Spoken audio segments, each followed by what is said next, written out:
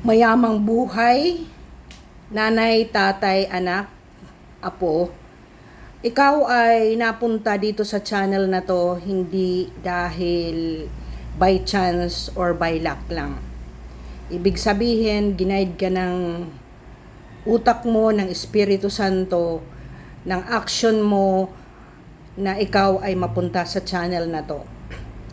You know, when breakthroughs, yung malalaking nangyayari sa ating buhay, ay nangyayari hindi by chance dahil ito ay itinalaga na ng panahon ng Diyos na ikaw ay lumago.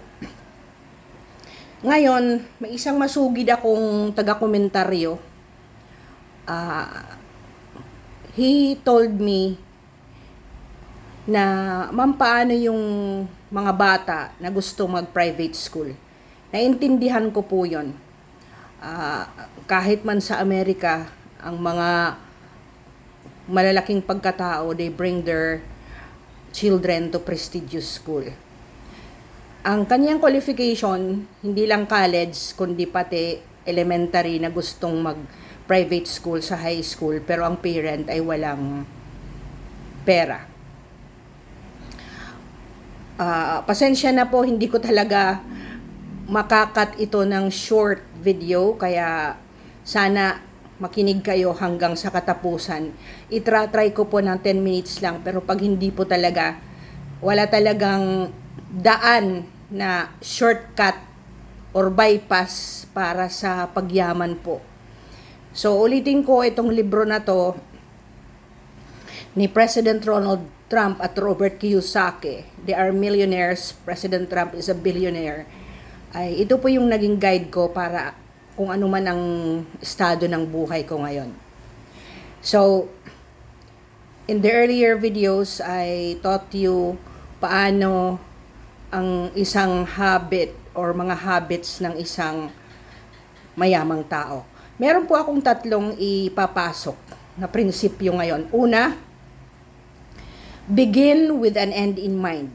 Ngayon, nandito ka, nakikinig ka, an end in mind is for you to learn something from this video.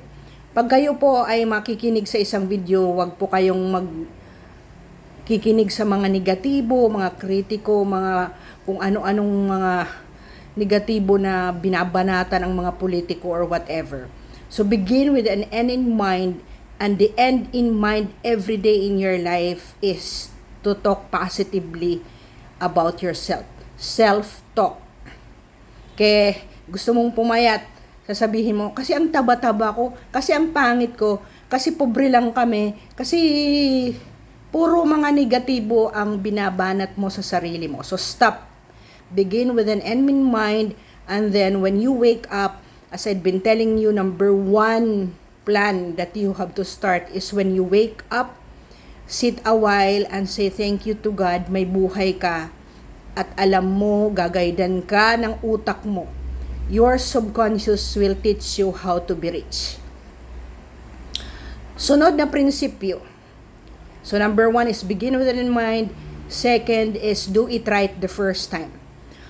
Ang una mong ginagawa or ang ginagawa mo ngayon ay para maperpekto ang gagawin mo sa susunod na mga panahon. Sa earlier videos ko, sinabi ko na doon sa mga K-12 below, kasi ito pang college na to na preparation, mag-start ka mula elementary hanggang high school na marunong kang mag-English. Later on, wag po kayong maniwala na ang English hindi nakakapayaman. Pag ang target mo lang maging empleyado ka, mag-i-English ka talaga kahit saan ka.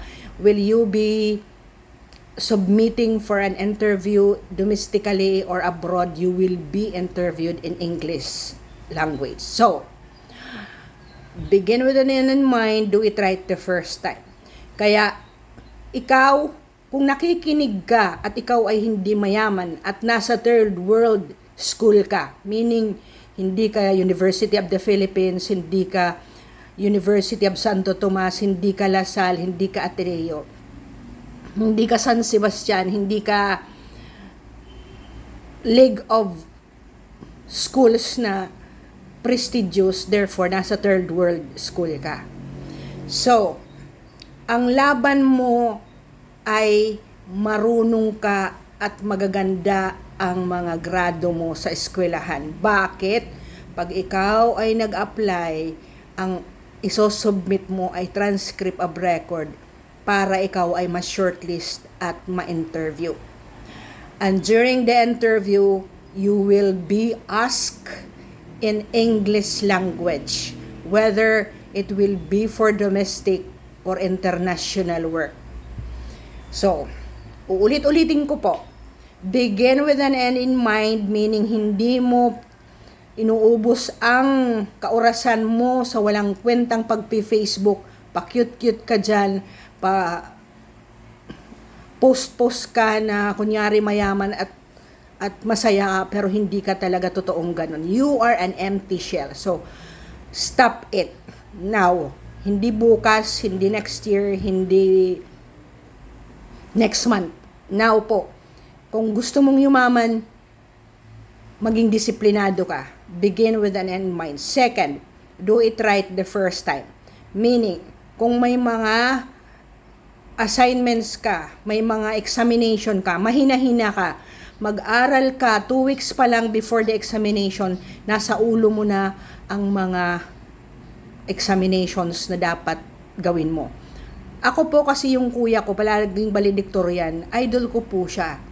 So, gusto ko rin maging kagaya niya. Kaya po, nag-aaral din ako. So, dahil hindi ako pwede kagaya niya na 2 days lang sa examination, saka mag-aaral, ako po ay nag-aaral 2 weeks before. So, nakakaano naman, mula ng elementary hanggang college, ako po ay naka-honor. Huwag kayong maniniwala na ang lahat na nandoon sa mga kung ano-anong magagaling na paaralan ay hindi ka pwedeng lumaban. Ako, I have taken examinations, 500 people, ako po ay nasa-shortlist hanggang 18, hanggang interview. So, bakit? Ang English po ay pareho lang. Kaya, anong school ka, pareho ang grammar principle. Kung accounting major ka kagaya ko, pareho lang ang accounting principle doon kung saan ka man mag-aaral. So, ensure that you perfect whatever profession you are enrolled. Number 3 is quid pro quo. In Latin term, ang meaning ng English niyan, do not do something for nothing or do something for something. Ibig sabihin, kung ikaw ay nakikinig ngayon sa aking video, ano ba ang end in mind mo, di ba? Para ikaw ay matuto sa akin kung paano ang maging mayaman. Now, I would proceed. I-take note mo ito kung gusto mong maalala ito palagi at ilagay mo sa wall with your ambition in life, with your goal in life. Ilagay mo yung 3 principle na yan. Of course, na ikaw ay magiging disiplinado. Numero 1 yun, discipline and then passion and then action. And then diversification later. Yung comment po na paano ba mag-aral ang aking anak kasi hindi ko kaya. Pero hindi ko rin gusto kasi wala nga kaming pera. Huwag mong pigilan ang anak mo. Marami pong paraan. Meron akong isang classic na pinakamayaman na ngayon dito na may-ari ng college ng business school dito sa Tacloban City. He is from Abuyog, Leyte and working student po siya sa Divine Word University.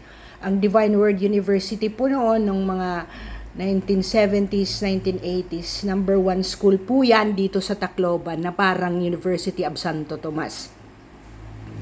Ngayon kasi hindi nga kaya ng parents, nagpa-working student po siya mula ng high school.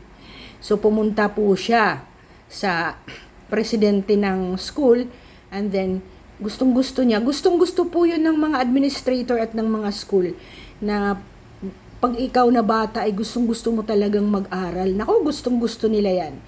Because they know you will succeed. Dumiretso po siya ng college at kumuha po siya ng accountancy. And then, nag-lawyer din po siya. Nang magsara po ang Divine Word University dahil sa unionism way back 1990s, early 1990s, dahil sa strikes, sila po ay nag-create ng kaniyang mga kapwa maestro at maestra sa Divine Word University ng business school. I-brief ko na lang po, siya na po ang presidente at major stockholder ng eskwelahan na yan. And until now, when I see him in Robinson's Mall, ganun pa rin siya ka-low-key. Oo, he's handsome, he's a lawyer. Napaka-simple po.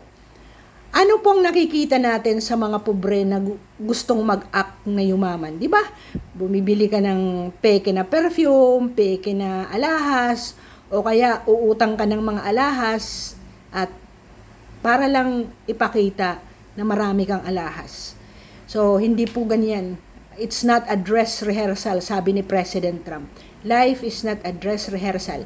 Ibig sabihin, kahit anong gawin mo na pagpapakyut, pagpapaganda, pagme-makeup, lalo na sa mga babae, hindi yan ang totoong tunay na istorya sa buhay mo. Kaya, you shape up, and then go back to the principle, be disciplined.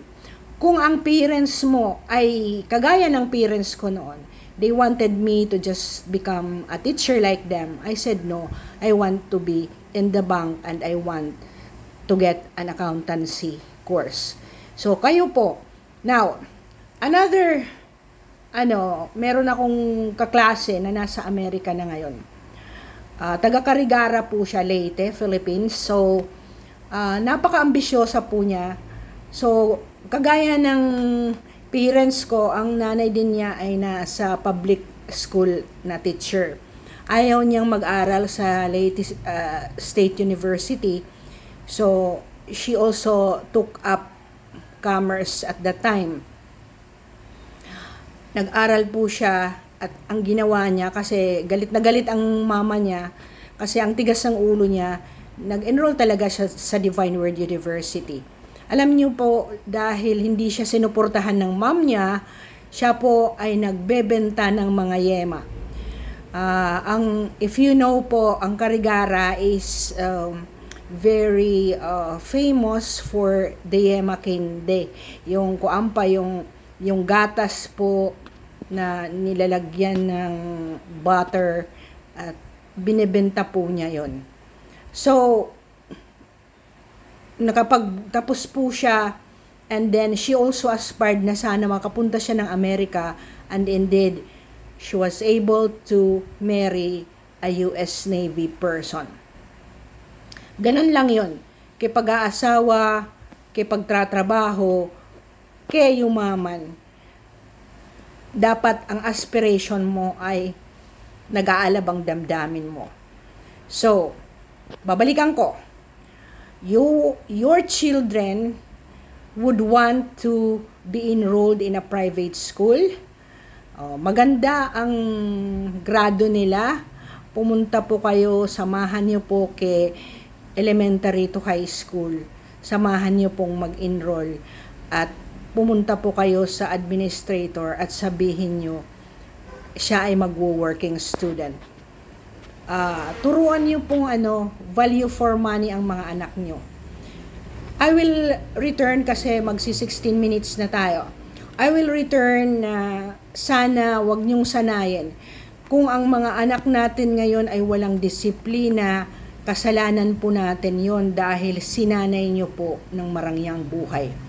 Ang susunod na segment ko ay paano sila turuan at i-trust mo na humawak ng pera. That would be another segment kasi ang anak ko po nag-iisa, pero first grade ng elementary po, dahil director po ako at wala ako dito sa Tacloban, I needed to give the management of the money to Him, and I will teach you in my next segment. Salamat at nakatapos kayo ng mahaba-habang upload na to. Sana hindi ka magsawa. And I know whether you like it or not, when you finish this video, in one way or another, I have touched your life. And to that, thank God for you are able to pass this channel. Ang subscription po dito ay would allow you na mag-prompt po ang any upload ko, kaya sana po ay mag-upload at mag-subscribe po kayo. Again, my deepest gratitude for you finishing to this end. Amen.